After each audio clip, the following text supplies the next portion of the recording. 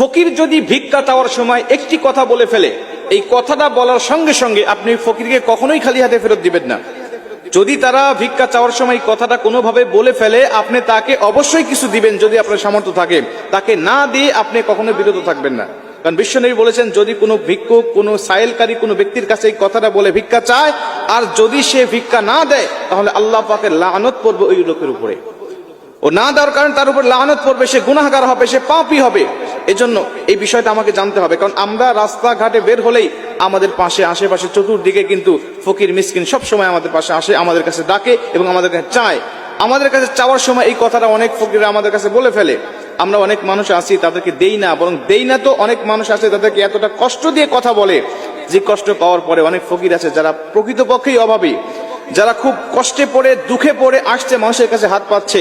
এদের কাছে যখন কোনো মানুষ গালমন্দ করে কোনো কথা বলে, তারা দু চোখ দিয়ে শুধু পানি বেয়ে ছেড়ে দেয়, কিছুই করতে পারে না। আমাদের সমাজে অনেক মানুষ আছে যারা প্রকৃতপক্ষেই পেটের দায় তারা ভিক্ষা করে।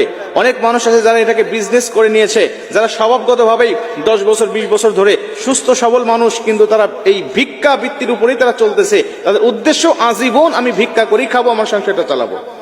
অনেক মানুষ আছেন এমন যারা ভিক্ষা করে, যাদের বাড়ি ঘর অনেক বেশি, যারা ঢাকা ফ্ল্যাট কিনেছেন, যারা গ্রামে অনেক বড় বড় বাড়ি করেছেন, যাদের অনেক রকম অনেক উন্নতি তারা করে ফেলেছেন, কিন্তু তারপরেও তারা যেন কোনো ব্যবসা করছেন না বা কোনো কাজ করতেছেন না বা নিজের পায়ে